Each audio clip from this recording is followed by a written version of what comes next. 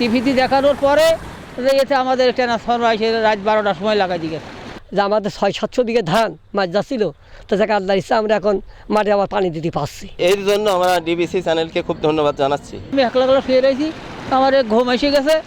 ঘুম আসার পরে এক ঘুমের পরে লাইট মেজে গিয়ে ট্রান্সফরমার ওইরা মাসে ধলছে, কিন্তু ওর ভিতরতে সব নিয়ে চলে গেছে। পরে যেতে এখন ওই পল্লী বিদ্যুৎ যেতে আবার কেনাকাটা করা হইলো। কেনাকাটার পরে সে লাইন আর দেয় না। টিভিতে দেখানোর পরে এতে আমাদের ট্রান্সফরমার এসে রাত 12টার সময় লাগাই দিয়ে গেছে। এখন ধানটা তো বেশি থাক, মানুষ ফসলটা বেশি থাক, না দেখা গেলো আর 5 দিন ঘুরলি তো মাঠ সব বাদ দিচ্ছে। দিন একটা দিন আমার খুব শরীর অসুস্থ, আমি রাখতে পারিলাম না। না আসতে পারার কারণে ওই রাতের এগুলো খুলে নিয়ে গেছে। তারপরে আমরা খুব দুঃখিত। তারপরে এই যে সংবাদ ইনারা কী কায়দায় যাক, ইনারা সংবাদ পেয়ে আমাদেরকে এসে দেখে শুনে আমাদের এত দূরত্ব লাইন করেছে যে আমাদের বয়সে আমরা এত দূরত্ব পাইনি।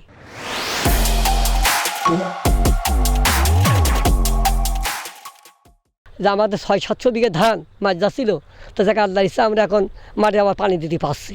ডিবিসি টেলিভিশনকে আমরা ধন্যবাদ জানাই। আল্লাহর অশেষ রহমত, ইনাদের আল্লাহ যেন রহমত বর্ষণ করুন, আমরা এতে সন্তুষ্ট।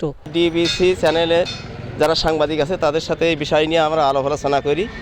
আলোচনা করার পরে তারা খুব দ্রুত এবং তাৎক্ষণিকভাবে আমাদের এই ট্রান্সফারের ব্যবস্থা করে দিয়েছে। এমনকি তার পরের দিনে রাত 12টার ভিতরে আমরা ট্রান্সফর্মার লাগানোর পরে জমিতে পানি দেওয়ার ব্যবস্থা করেছি।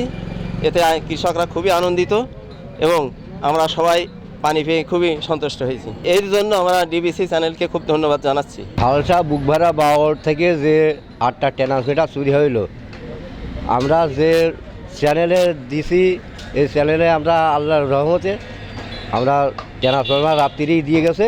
আমার ট্রান্সফর্মার চুরি করে নিয়ে যেয়ে আমরা ধানে পানি দিতে পারছিলাম না। টিফিনে দেখানোর পরে এবার সেই ট্রান্সফর্মার আমাকে দিয়েছে, তা আমরা পানি দিতে পারছি।